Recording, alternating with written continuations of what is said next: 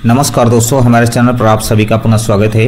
उम्मीद है वीडियो पसंद आएगा, तो वीडियो में लास्ट तक बने रहें। अगर चैनल पर पहली बार आए हैं तो सब्सक्राइब कीजिए और वीडियो अच्छा लगे और इन्फॉर्मेटिव लगे तो शेयर और लाइक ज़रूर करिए। ये वीडियो जो है वो सैलरी और एरियर्स से संबंधित है। सैलरी को लेकर विशेष रूप से बीपीएससी शिक्षकों में नाराज़गी देखने को मिल रही है। आज 16 जुलाई हो गई है और अब तक सैलरी नहीं आ पाई है, एरियर भी नहीं आया है। इन सभी बातों का जिक्र हम इस वीडियो में करेंगे, तो आप इस चैनल पर बने रहें। तो चलिए शुरू करते हैं। आज 16 जुलाई बीत चुकी है और बीपीएससी शिक्षकों की सैलरी अभी तक नहीं आई है। कई जगहों पर सैलरी जरूर देखने को मिली है, मगर पटना इस मामले में हमेशा पीछे ही रहा है। पटना जिले के शिक्षकों में नाराज़गी साफ रूप से देखी जा रही है। शिक्षक काफ़ी परेशान हैं। शिक्षकगण इसके लिए ग्रीवांस भी डाल रहे हैं, जो इस शिक्षा पोर्टल के माध्यम से उपलब्ध है। विशेष रूप से हम विक्रम ब्लॉक की बात कर रहे हैं, जो हमेशा से सैलरी के मामले में पीछे ही रहता है। जहां एक तरफ विशेष शिक्षकों की सैलरी, नियोजित शिक्षकों की सैलरी टाइम टू टाइम दी जा रही है, वहीं बीपीएससी शिक्षकों की सैलरी पर सरकार का और विभाग का कोई ध्यान नहीं है। ये दुर्व्यवहार बीपीएससी शिक्षकों के साथ क्यों बीपीएससी शिक्षकों की सैलरी भी एक साथ नहीं दी जा सकती?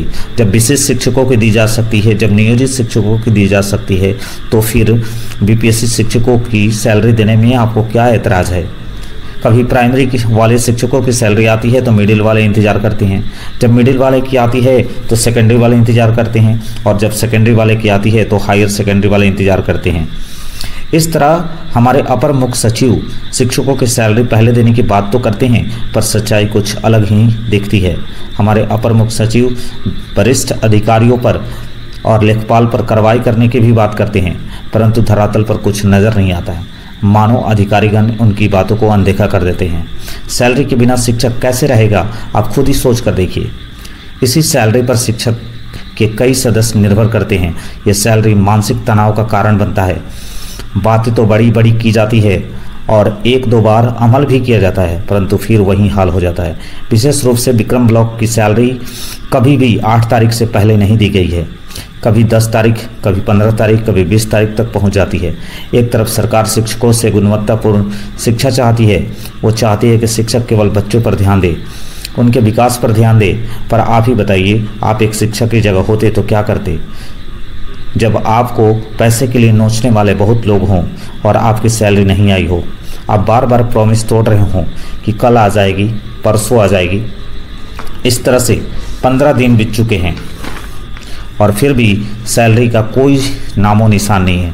दूसरी ओर एरियर भी रिजॉल्व दिख रहा है, मगर अकाउंट में अभी तक क्रेडिट नहीं हुआ है।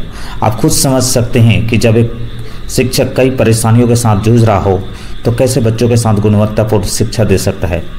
अतः अपर मुख्य सचिव से ये निवेदन है कि अगर आप इस वीडियो को देख रहे हैं तो कृपया करके इस पर अमल करें और बीपीएससी शिक्षकों का दर्द का अनुभव करते हुए उनकी भी salary time to time credit करने की कृपा करें। मैं ये नहीं कर रहा हूँ कि विभाग इस पर वर्क नहीं कर रहा। आपके द्वारा लेटर भी निकाला जाता है, पर सही रूप से कार्रवाई नहीं की जाती। अगर कार्रवाई की गई होती तो शायद शिक्षक मानसिक प्रताड़ित नहीं होते और शिक्षा भी बेहतर होती। हम आपसे आशा कर रहे हैं कि आप शिक्षकों के हमेशा हितैषी रहे हैं। आपने इसकी बेहतरी हेतु कई महत्वपूर्ण कदम उठाए हैं, जो हमेशा से ही सराहनीय रहा है। बस ये गुजारिश है कि सैलरी पर भी थोड़ा ध्यान दें, ताकि शिक्षक परेशानियों से अपने आप को बचा सके और खुशनुमा माहौल में बच्चों को बेहतर शिक्षा दे सके।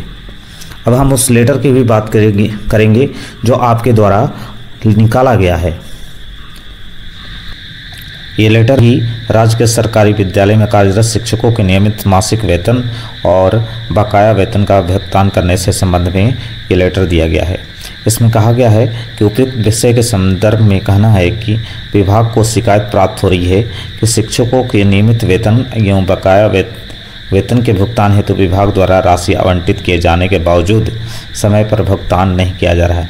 जैसा कि मैंने कहा कि काफ़ी शिक्षक जो ग्रीवांस डाल रहे हैं, शिकायतें जा रही है शिक्षा विभाग के पास, उसी को लेकर शिक्षा विभाग ने ये लेटर जारी किया है। तो इसमें शिक्षा विभाग कह रहा है कि हमारे पास शिकायतें आ रही हैं कि शिक्षकों का नियमित वेतन और बकाया जो वेतन है उसका भुगतान जो है विभाग द्वारा की गई है, उसके बावजूद ही क्यों नहीं ये वेतन दिया जा रहा है। यह स्थिति तब उत्पन्न हो, इसको लेकर शिक्षा विभाग यह मान रहा है कि ये स्थिति तब उत्पन्न होती है जब आपके स्तर से ऐसे लंबित मामले का सतत अनुश्रवण नहीं किया जाता है। शिक्षकों को समय पर वेतन न मिलने से उनमें असंतोष की भावना बढ़ती है, जो शिक्षक की गुणवत्ता को प्रभावित करने का काम करती है। तो अब यह स्थिति राज्य के स्वच्छ प्रशासन के लिए कदापि उचित नहीं है। अतः निर्देशित किया जाता है कि शिक्षकों का नियमित मासिक वेतन का भुगतान प्रत्येक माह की 5 तारीख तक तथा बकाया वेतन 15 तारीख तक करना सुनिश्चित करें।